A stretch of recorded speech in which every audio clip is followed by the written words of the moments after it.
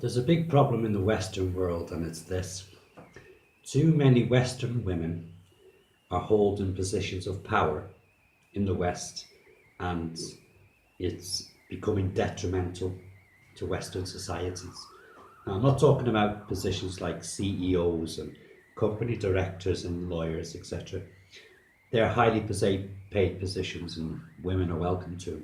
I'm talking about positions of power where society can be affected. So, for instance, in politics, positions in politics are powerful because the people in them can affect change by laws. Now, in the West, many women are involved in politics. In fact, in many Western countries, women are leading the country. So in the UK, we've got Theresa May. She's doing a sterling job, isn't she? And in Germany, they've got Angela Merkel, and her contribution to Europe is to flood it with millions of immigrants.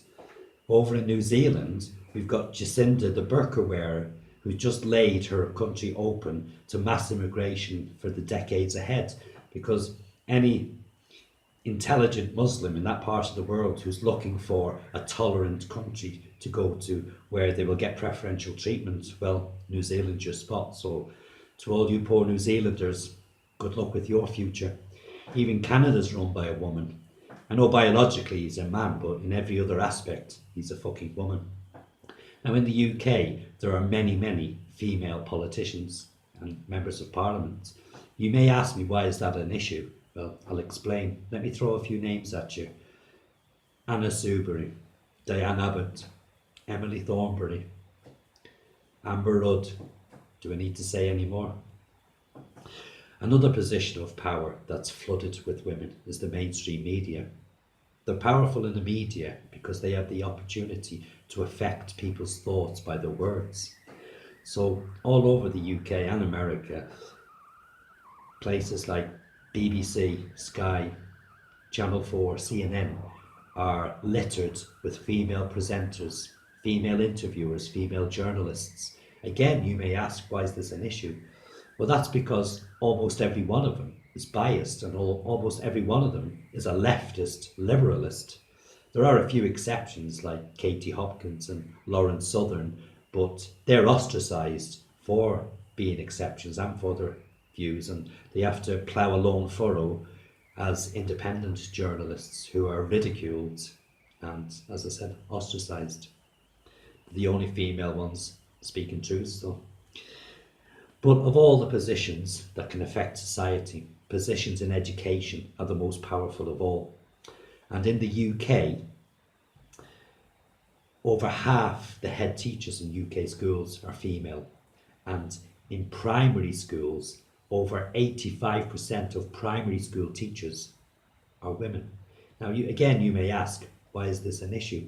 Well, in education, you have the chance to affect the whole future of a country because you have the chance to affect the way of thinking of children. Now, scientists claim that as adults in our everyday lives, we use about 5% of what we do, what we think, what we say, how we act, comes from our own conscience and comes from our own talent. The other 95% is our subconscious, which has been programmed into us before we've reached the ages of 7 or 8. So this is the issue. I went to a school in Wigan not long ago to look at some work, and I was looking at all the photographs of all the teachers and head teachers, etc. And there was only one man on the whole board, and he was the caretaker. So in that school, every single person who could have an effect on them children's lives was female. But it makes you wonder, it makes you understand why at the ages of 5 and 6 they are trying to teach the children about lesbians and gays and transsexuals and queers. Now you see where my problem comes from. Them children in that school in Wigan, between the hours of 9 in the morning and 3 in the afternoon, 5 days a week, 48 weeks a year, have no male influence on their lives. And as the scientists have said, you're programmed up to the age of 7. So they are going to be totally programmed by women's liberal views. Now you can begin to understand why we have a country full of millennials, snowflakes, liberalists, lefties, bleeding hearts because they've been programmed that way. The thing is, the more influence a woman has on society, the more problems it's creating. So if we go back to when women were given pure power, they were given the vote, and their influence in the preceding decades has grown and grown. This has led, it's led to the softening of the UK. It's led to the erosion of discipline in schools and in the home.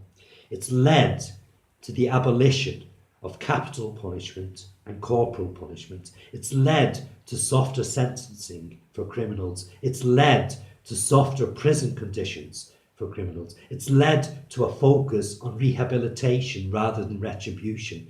All these things have basically led to less and less of a deterrent for people not to engage in crime and engage in criminal activities. That is why now in the UK, crime is as rife as ever, and it's even more evil than ever, because young people have no respect. They've no respect for the law. They've no respect for their parents. They've no respect for the teachers. They've no respect for their elders. They've no respect for human life. They've no respect for their society.